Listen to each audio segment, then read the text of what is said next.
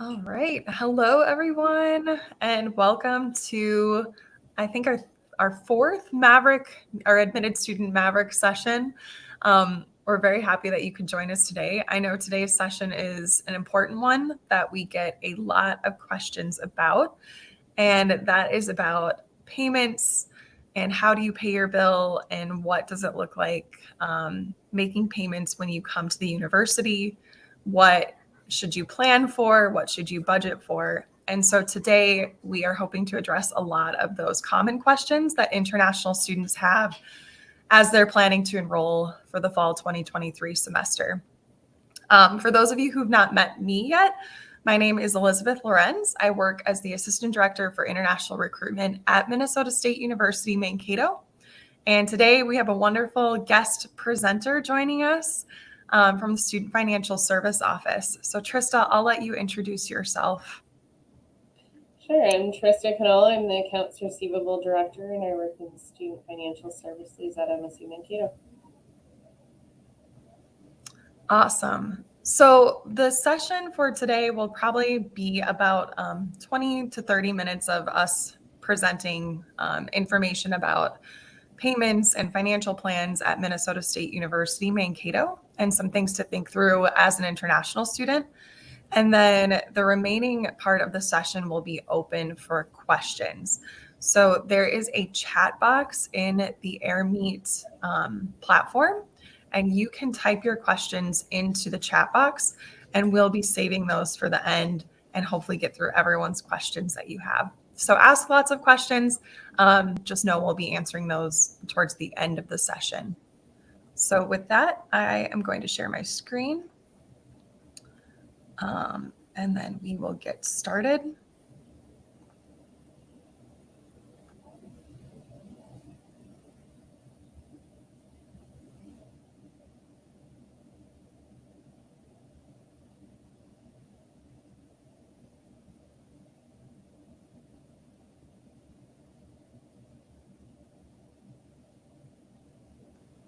All right. And Trista, I will hand it over to you. Okay. So I'm just going to talk a little bit about making payments and payment plans at the university here. You want to go to the next slide. Just to kind of give you an overview of before you arrive and what that might look like, we ask that all students go in, log into e-services. It's where all your information, you'll be able to see your billing and make payments online and see your schedule and courses. You want to make sure that you pay your insurance charges. So there is one payment insurance for fall spring. The total amount is $2,289, and that amount is due July 28th. You can make payments now if the charge is on your account. If not, you can also make a prepayment on e-services as well underneath bills and payments. You want to have a plan for housing arrangements. What does that look like for your living situation? Also, as maybe as your dining situation here, whether you're going to live on campus, off campus, and plan for meals as well. If you plan on eating on campus with a meal plan or off campus, just kind of having a budget available as to what that looks like for you. Submit your MAV card photo. MAV card is your identification card here for the university, and activate your MAV mail.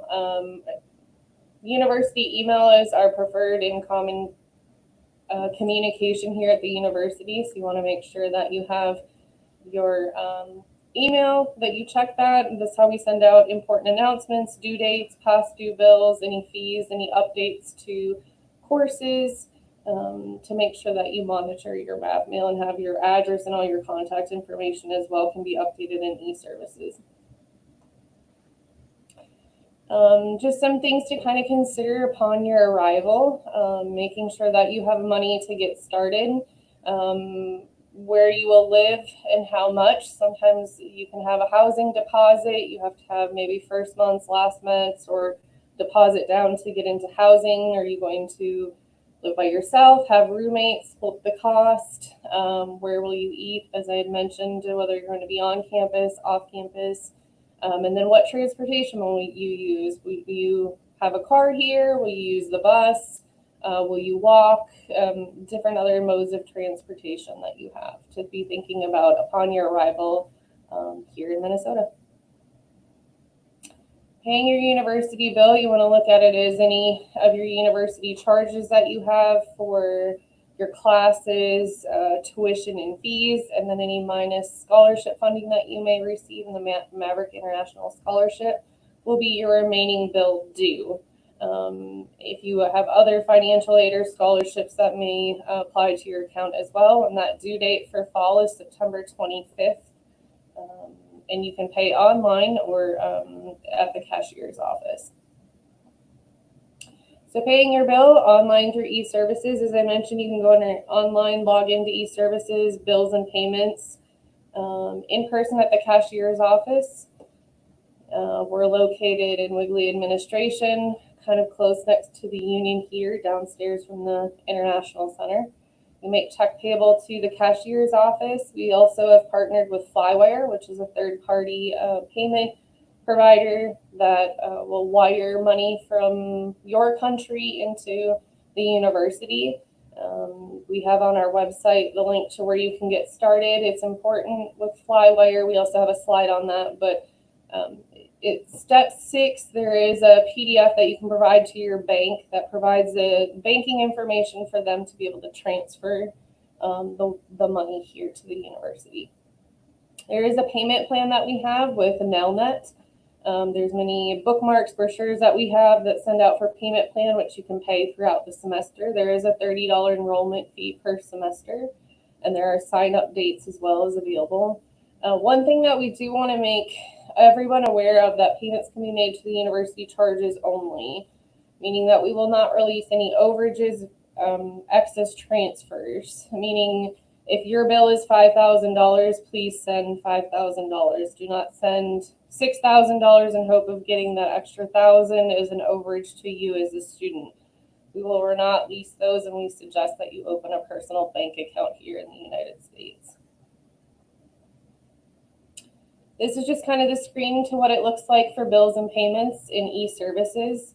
You can see on here if you had a balance due, to click on that, make a payment, or as I mentioned with the insurance, if you don't have the charge, making any prepayment, or if you want to send money for prepayment for your tuition coming up, that's also an option on there, or to give someone else access to pay your bill.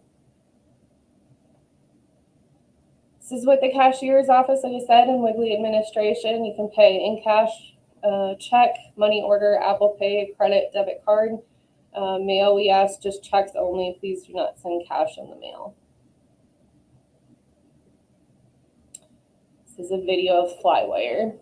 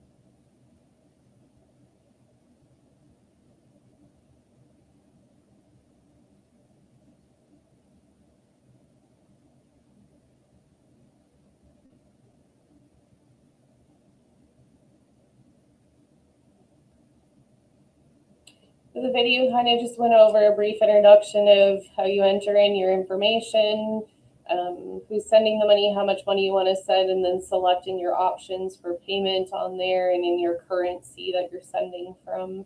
And as I mentioned in there, in step 6, there is a PDF document that you'll want to provide to your bank. Nelnet payment plan. This is a convenient option to schedule authorized payment to the university. So sort of paying throughout the semester. There is a $30 enrollment fee effective in fall term now, and you can have that set up at your bank account or credit debit card. and payments can go out so you don't have to pay the full amount all at once. You can pay it over time.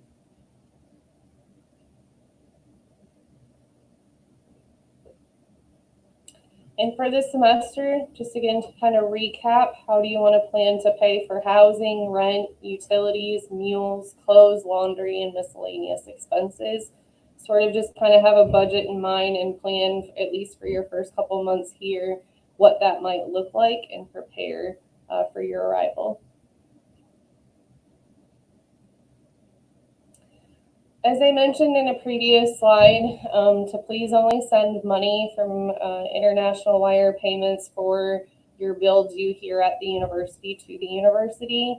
For any overages, such as if you're going to plan on staying off campus and you want rent money or money for food, clothing, miscellaneous expenses, we ask that you please open a bank account in the United States and provided there are just some documents, passport, map card, proof of address, money to put in the account to open that. That can be very helpful for students to be paying for those miscellaneous and living expenses. We just ask that you please do not send it to the university. And lastly, this is just kind of some tips. Pay your bills on time, check your email regularly, and let us know if you have any questions. Campus Hub is located in the Student Union, and they're a great resource if you have any questions about your bills, payments, charges, anything that you have on your student account. They're a great resource.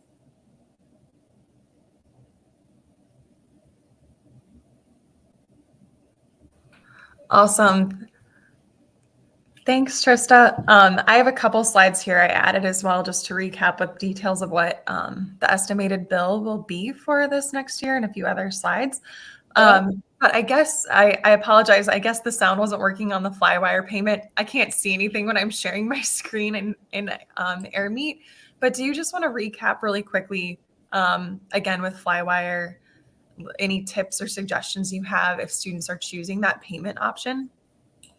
Sure. So I think with there, it's very easy to use. We have a link, like I said, on our website. They go to click on the link and it'll open up and it'll ask them for their contact information, their student ID number, which then ties that to the payment here that's being sent to the university. And then it just asks how much you want to send and who's sending it, kind of information of that. And then it'll go in, like I said, in step 6 is where they kind of have a document for sharing the banking information. Some countries will want to see that document as reference, and some other countries with sending wires, they will want to see in verification of sometimes the student's course schedule or bill that they have, and that students can obtain through e-services as well and provide that to their banking. Great. And in the chat, I'm going to share a link to our payment options website for the university, and it does have the details Trista was mentioning about the Flywire payment. I'll put this into the link or into the chat. Awesome. I just have a couple of slides as well to recap a few things that Trista mentioned, and then we'll jump into the question and answers. All right, 1 second. Go back to this. So a couple things to note for the estimated budget for international students as you're planning for your arrival. For all the students who are in this session, you obviously have been accepted to Minnesota State University, Mankato, and hopefully you also by now have submitted your I-20 request form. And when you submitted the request form for your I-20, you had to provide financial documents showing how you plan to pay for the estimated cost of attendance. And so what you shared on your financial documents is what should be your plan for making payments to the university. So whether you have a financial sponsor, such as a parent or a relative who's helping support you with your education costs, they should be that primary person who's helping you pay your bills. Or perhaps you have your own funding some money that you're using that you've been saving up towards your education expenses. So just know that what you told us on that I-20 request form and what you provided for financial documents, that is the expectation of how you will be making payments towards your total cost of attendance at MNSU. On that budget for the university, the things that were included were the tuition and fees for your classes, health insurance, living expenses for food and accommodations, books and supplies for your classes, as well as other personal expenses. So things like furniture for your apartment or bedding and towels for your dormitories, clothing, fun money to go out to see a movie, etc. Those are personal expenses. That's what was included in the I-20 budget. But a few things to also be thinking about as well as you're planning your journey are the costs not included in your budget. And that would be the $350 or the fees related to your student visa. So the first fee is the $350 SEVIS I-901 fee, which you need to pay to activate your I-20. And that second fee is the $160 visa fee to schedule your visa interview appointment. And then, of course, other costs would be your travel to get to Mankato. So that would be your airfare, the shuttle bus that you would need to take to come to the university, as well as any additional travel costs such as food, hotel accommodations if you need to stay in a hotel before you can move into your dormitory or apartment. So just some things to be thinking through over the next couple months and conversations to have with your family as you're preparing for those additional expenses. And another reminder as well, bills to the university are billed to you per semester. So you would not be paying for the full academic year at one time. You will just be paying semester by semester that you are enrolled at the university. You all were provided an estimated budget when you submitted your I-20 request form. So that budget has been slightly updated with estimated expenses for 2023, 2024. So make sure that you're checking those updates on our website as you're making planning for your payments to Minnesota State University, Mankato. And then a few things I'll just touch on related to finances as well is the International Maverick Scholarship. Every international student who is accepted as an undergraduate international student will automatically receive the International Maverick Scholarship for the first year at Minnesota State University, Mankato. So that scholarship is valued at approximately $7,700. And that's divided between the fall and the spring semester at MNSU. So that scholarship is something that you can keep and maintain each year until you finish your bachelor degree program. You just need to make sure that you're maintaining the scholarship requirements, and we'll provide a lot of details at international orientation about the scholarship requirements to make sure that you're maintaining that year after year. But in general, it's related to you being a good student academically. You do need to maintain a certain grade point average as an international student at the university. And then you also need to be participating in campus life through community events, volunteer service, extracurricular activities such as student clubs and organizations. So that is a component of that scholarship. Once you're a current student at MNSU, you can apply for additional scholarships. We have scholarship month in the month of February. So most of the scholarships that are available for current students open up during that month of February each year. So you can apply for those scholarships for the following academic year. And usually you are notified if you receive any scholarships by about March or April. So that can help you plan your budget for the following academic year, knowing what your total scholarship award may be. And any scholarship that you receive for the current student scholarships, that can be combined with the International Maverick Scholarship.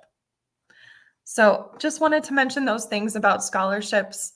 And then finally, a few reminders for orientation.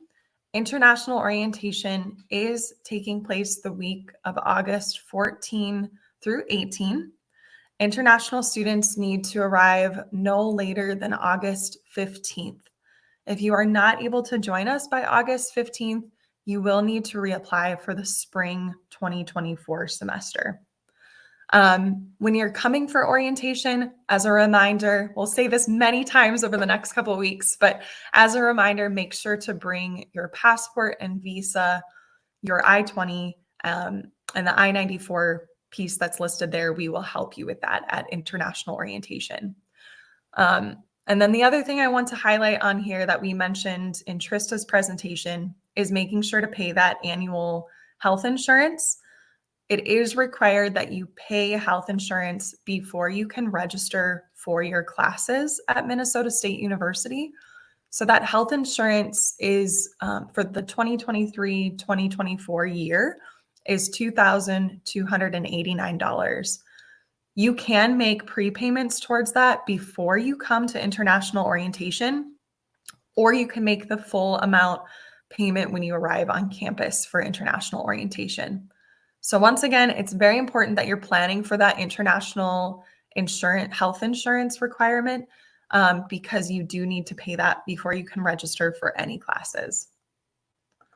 So with that, as a reminder, we have many peer mentors that are preparing for your arrival for international orientation.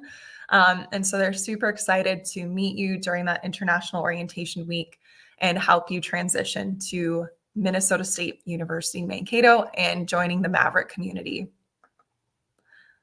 All right, so I will close out of this and we will open it for question Q&A time. There was a comment in there about the visa fee, if you want to touch on that. Yeah. Oh, yes. The visa fee, it was announced, it is increasing. I believe it is increasing to $185. I think that is going into effect or maybe just went into effect. I have to double check that actually. If anyone from our team knows the date of effect, let me know.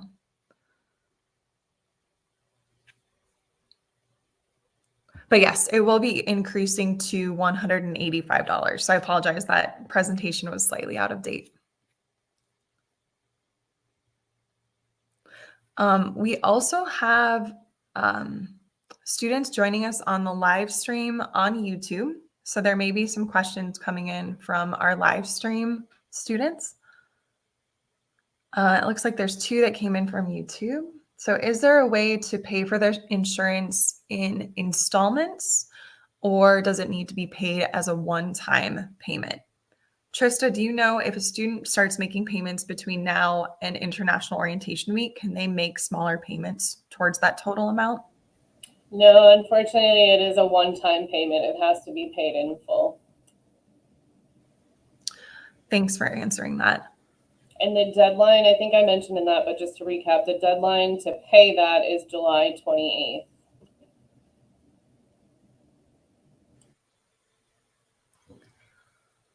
And I think that deadline is for current students to make that payment. So if it's a new student coming in, they have through orientation week to make that payment in full.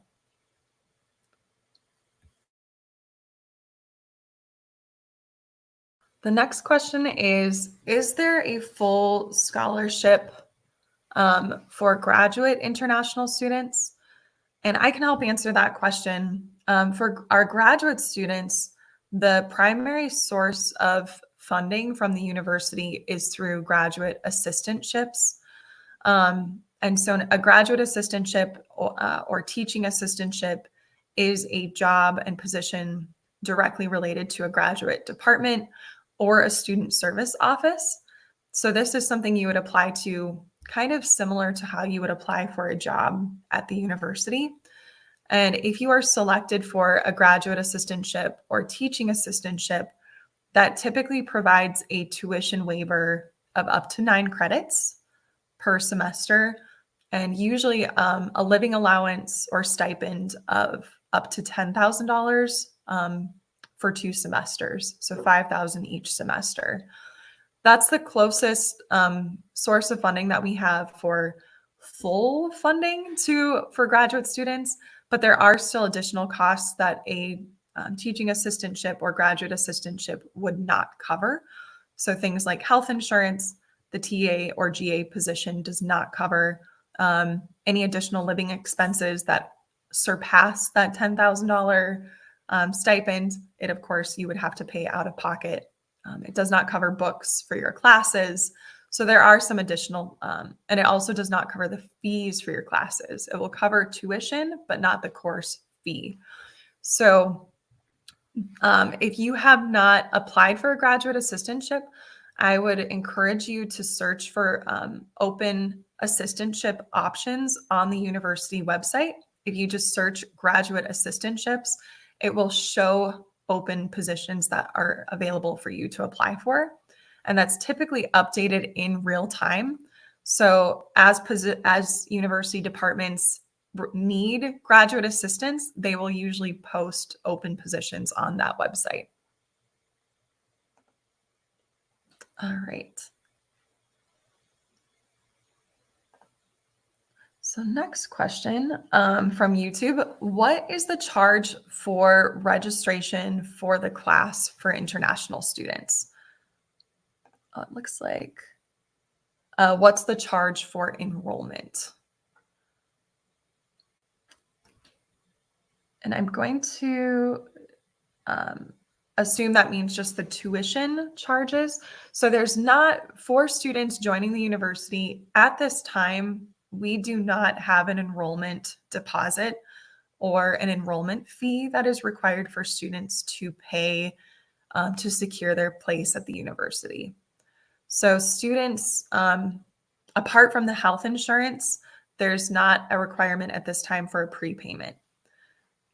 Once you are at the university and you come for international orientation and you register for classes, that is when you will see your student bill for the fall semester appear on e-services. So any university fee related to your classes for tuition and fees, that will be posted to e-services. And if a student is living on campus in the dormitories, you will also see your dormitory fees charged to your student bill on e-services. So anything related to university costs, that's going to be posted to e-services. But again, you don't need to make a payment prior to registration to secure your enrollment. But you do need to pay the health insurance before you can register for classes. So you have from now until International Orientation Week, which is August 14th through 18th, to make that health insurance payment. So you can do that prior to coming to the university, or you can do it when you arrive on campus, but just make sure that you have a plan of how you will be paying for that health insurance so you can register for classes. Trista, do you have anything to add to that about planning for payments? The only thing I guess I would add is if students are curious as to about how much that is, we do on our website have like tuition and fees and an estimate of what those would be depending on how many credits you're taking. A lot of it just depends on the course that you're enrolling in and if there's any additional fees based on the course. The next question, also from our live stream on YouTube. How can I get to know more information on the available payment plans for the payment of tuition and fees? Let's see. Trista, do you want to answer that question if they're looking for more information?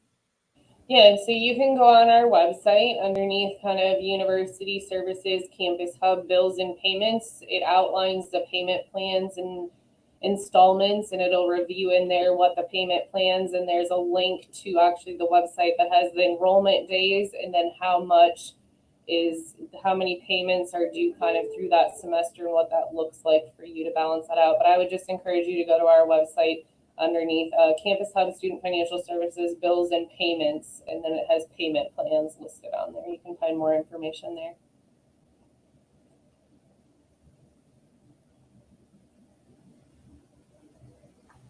I'll share my screen really quick as well, just to help answer that question. So this is the page on the website that Trista was referring to, and it has a lot of the details about your payment plan options, how to view. Underneath this, if you click over the third one down, over to the right. Sorry, on the right-hand side? Yep. Okay. That one right there. If you click there, that's where they'll get about all the information for the payment plans and enrollment, and that payment plan and enrollment dates. That's where the website, it'll outline all the information. You scroll down, it kind of has all the dates and when the plans are for each semester. Yep, right here. And that university, or even with the payment plan, the bill is due by September 25th. Is that correct? Yes, that's correct. Okay. So could a student, even though they do not have a charge on their account right now for tuition and fees, could they enroll in that payment plan and begin making payments towards future fees? So we don't generally advise that, because if sometimes the student may change their mind and not attend courses, may drop a course so like there just can be a lot that happens. We encourage after they enroll in the course, they're registered for it, then they can set that plan up so that they know how much, because part of it you have to fill in how much your payment's going to be. And without that, it's kind of a guess, and we don't want them to not be registered yet, make a payment, then decide not to attend or have to drop a course. It's a lot harder to get that, and for particularly international students, of getting that back. It will almost go into a sort of a prepay. So it's better to wait until they have that bill on their account to sign up for the payment plan. Yes. Okay. All right, so next question, I'll stop sharing here. So next question is from a student joining us in AirMeet from Jay June. And he says he lives in Seoul, South Korea, and they have a city bank branch. And if they make a debit card from the city bank, can they use this card in the US? So it's an international card. Can it be used to make payments in the US? I would say for the university, you should confirm with your city bank just to make sure that it's available for international payments and transactions. But in my experience, usually as long as it's a Visa, MasterCard, one of the larger debit cards tied to Visa or MasterCard, it does not have any issues making payments internationally. But I would confirm with your bank that it will work in the United States, but most likely it should. From most students I've experienced who are coming from with international debit cards, they're able to make payments in the US, but just confirm that with your bank. Trista, do you have anything from your experience with international bank cards or debit cards? No, I think what you said is exactly spot on. The only other thing that I would probably add in there is when you go through Flywire, Flywire does have an option that in some countries they do allow credit card payments. So if you're wanting to pay specifically for your tuition fees here at the university, you could go through Flywire and you select your country that you're sending the payment from. And if the credit card option is available and it's allowing you to go through there, that's one way. But if it's just specific for, I'm coming here and I want to use it to buy food or to pay for things here, your answer would be spot on. I would say usually Visa, MasterCard would be accepted. Great, thank you. All right, another question from YouTube. Can you speak on how we can prepay tuition and insurance if they want to make payments before coming? So I don't know if you can pull up on the slide or maybe even on the website that you had there, but it kind of outlines in the presentation, we had a box that kind of had where the prepayment was and where the making a payment was, and that's all through your e-services. But if you go back to our website as well, where you were for underneath our Campus Hub Student Financial Services, it kind of walks you through e-services, bills and payments, right there, kind of your options of paying online and what that might look like. So we'll put this link into the chat, and I think our team on YouTube can possibly share this link as well, or at least we'll send it as a follow-up to students in this session. But we would definitely recommend reviewing this page for making those international payments. For the health insurance, the charge for health insurance, if it's not yet posted to your e-services and you want to make a prepayment for the health insurance, contact the International Center. We can add that charge or request the Student Financial Services Office to add that charge to your account. And that would allow you to make the prepayment towards the health insurance. So you don't have to worry about that when you come to orientation. So again, if you follow the instructions of logging into your e-services here, so viewing that account balance, this is where you'll see any active bills on your account, including that health insurance payment. So if the health insurance payment is not there and you want to make that payment, again, let us know and we can add that.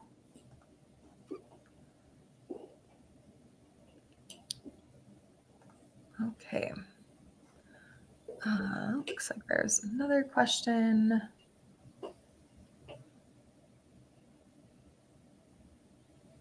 Oh, okay. That was in a different chat. So it looks like those are all of the questions that have come in so far from AirMeet and from YouTube.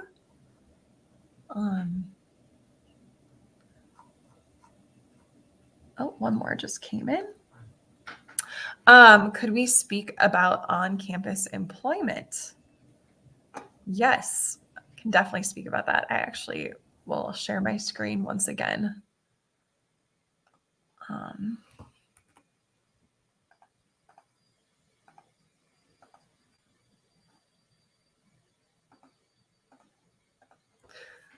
Here you go. I have this as one of the slides we didn't cover, but it does talk about employment opportunities in the United States. So international students who are studying on the F1 student visa do have a few benefits related to employment. For F1 international students, you can work on campus up to 20 hours per week as an undergraduate student. So undergraduate students can work up to 20 hours per week during the semester. And undergraduate students can also work up to 40 hours per week during semester breaks in the summer or the winter time. For graduate students, it's a little bit more limited for graduate students. Graduate students can work up to 14 hours per week year round, unless they have a graduate assistantship or teaching assistantship, then they can work up to 20 hours per week. But otherwise, if it's just normal employment on campus, it's 14 hours per week. So general employment is limited to the university campus. You cannot go off campus to a restaurant or coffee shop or a department store and get a job. It needs to be on-campus employment for that general employment authorization. So when you come to the university, students will be given access to a platform that is called Handshake. This is something you'll have access to by about the second or third week of classes. And so you can create a login, or you'll be able to log into Handshake and you can create an account. And on there, you can store things like your resume, CVs, cover letters, and you can also apply to any open jobs at the university through Handshake. So that's typically where most students are finding on-campus employment. But again, you won't have access to that until you're registered for classes. And it'll be about the second or third week before you get that login access. So when you come to the university, make it a priority to join orientation, register for classes, figure out your class schedule, and focus on being a student first. And then in that second and third week, if you really want a job on campus and want to start applying for those, that's when you can start making those applications for on-campus employment. There are 2 additional benefits that F1 international students have for off-campus employment options. The first is a curricular practical training, or CPT. This is when students can get authorization to work off campus for an internship or co-op experience that's directly related to their program of study.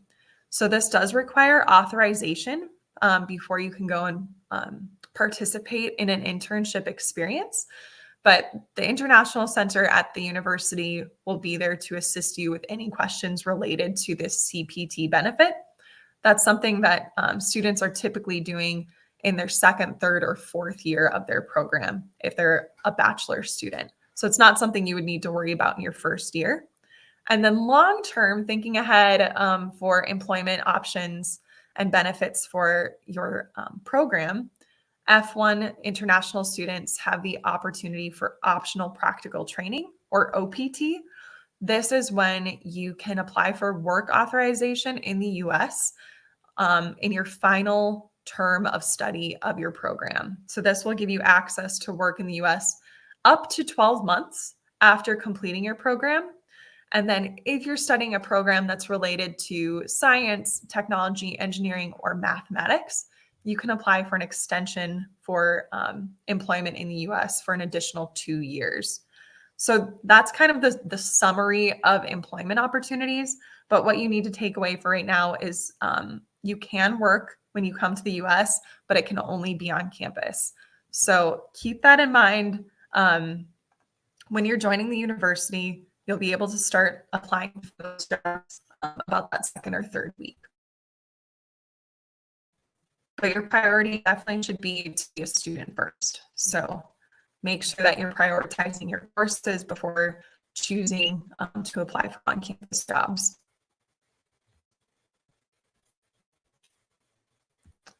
Okay, I think that wraps up the questions that have come in so far. Kristen or Alyssa or Trista, do you have any additional comments or tips or suggestions to add?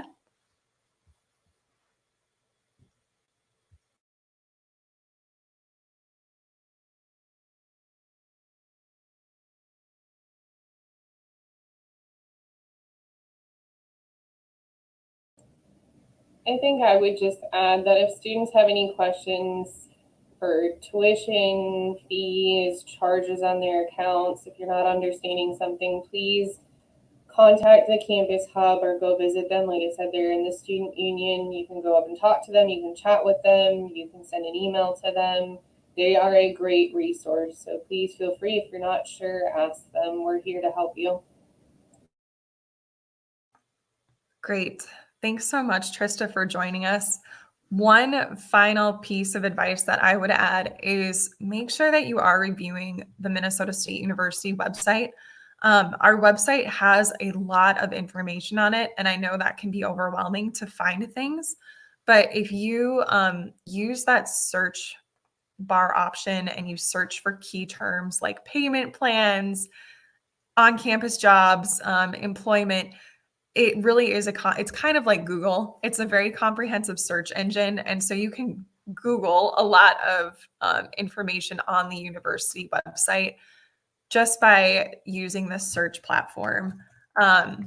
So I would encourage students, if you do have questions or you're trying to find information, the website is really good. So check that first. And then after reading through some of the information, if you have follow-up questions, that's when you can reach out to the Student Financial Service Office. You can reach out to the International Center, and we'll be happy to help answer additional questions. Okay. So with that, thanks again, Trista, for joining us today. I think that will conclude our session. So thank you all and take care. I'm looking forward to seeing you in our next pre-arrival session.